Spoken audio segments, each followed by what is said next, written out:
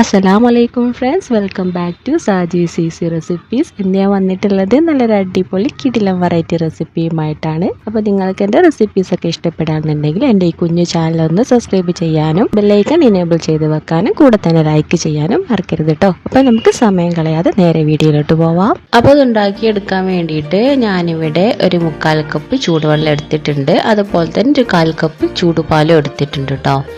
ഇനി ഇതിലേക്ക് 1 ടീസ്പൂൺ ഉപ്പും 1 ടീസ്പൂൺ പഞ്ചസാര ഇട്ട് കൊടുക്കുന്നുണ്ട്. അതിനുശേഷം 1 ടീസ്പൂൺ ഈസ്റ്റ് കൂടി ഇട്ട് കൊടുത്തിട്ട് നല്ലപോലെ മിക്സ് ആക്കിയിട്ട് എടുക്കുക.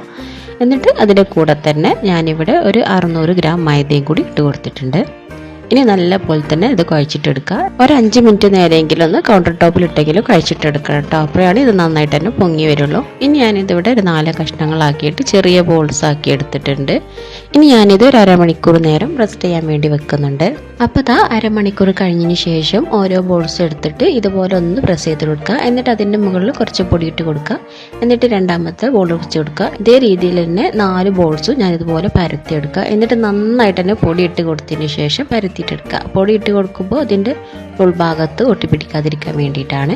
അപ്പോൾ ഇതുപോലെ നന്നായിട്ട് പരത്തിയെടുത്തതിന് ശേഷം ഞാനിവിടെ മെൽറ്റ് ചെയ്തെടുത്തുള്ള കുറച്ച് ബട്ടർ ഇതിൻ്റെ മുകളിലൊന്ന് സ്പ്രെഡ് ചെയ്ത് കൊടുക്കുന്നുണ്ട്. അതിനുശേഷം രണ്ടാമത്തെ ഷീറ്റും കൂടി വിരിച്ചു കൊടുക്കുക.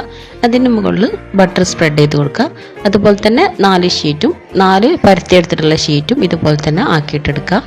എന്നിട്ട് ശേഷം നമുക്കിത് വീഡിയോയിൽ കാണുന്നത് പോലെ തന്നെ മടക്കിയെടുക്കുന്നതിനനുസരിച്ച് തന്നെ മുകൾ ഭാഗത്ത് ബട്ടർ ഒന്ന് സ്പ്രെഡ് ചെയ്ത് കൊടുക്കണം. അല്ലാന്നുണ്ടെങ്കിൽ മാവ് ഒട്ടി പിടിക്കും കേട്ടോ. അപ്പോൾ അത് ലെയറായിട്ട് കാണാൻ വേണ്ടിയിട്ടാണ് ഇങ്ങനെ ബട്ടർ തേച്ചിട്ട് മടക്കിയെടുക്കുന്നത്.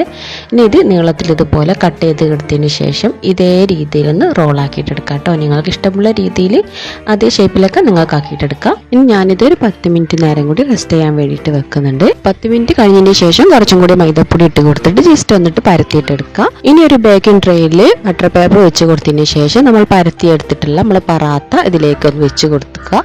ഇനി ഇതിൻ്റെ മുകൾ ഭാഗത്ത് ഒരു മുട്ടയുടെ മഞ്ഞക്കരു ഒന്ന് സ്പ്രെഡ് ചെയ്ത് കൊടുക്കുന്നുണ്ട്. അതിനുശേഷം ഇനി നിങ്ങളുടെ കയ്യിൽ വെളുത്തുള്ളോ കറുത്തുള്ള ഏതെങ്കിലും ഉണ്ടെന്നുണ്ടെങ്കിൽ അതൊന്ന് സ്പ്രെഡ് ചെയ്ത് കൊടുക്കുക. ഇനി 200 ഡിഗ്രി സെൽഷ്യസിൽ 30 മുതൽ 35 മിനിറ്റ് വരെ ഓവനിലൊന്ന് ബേക്ക് ചെയ്തിട്ട് എടുത്താൽ നമ്മുടെ പറാത്തോടെ റെഡി ആക്കി കിട്ടും. അപ്പോൾ എല്ലാവരും ട്രൈ ചെയ്ത് നോക്കാം. നമ്മുടെ ഫ്രൈ പാനിൽ അടുപ്പത്ത് വെച്ച് ചെയ്താൽ ഇതേ രീതിയിൽ ഗോൾഡൻ ബ്രൗൺ കളറായി കിട്ടൂല കേട്ടോ. നിങ്ങൾക്ക് ഇഷ്ടപ്പെടാന്നുണ്ടെങ്കിൽ ലൈക്ക് ചെയ്യാനും സബ്സ്ക്രൈബ് ചെയ്യാനും മറക്കരുത് കേട്ടോ.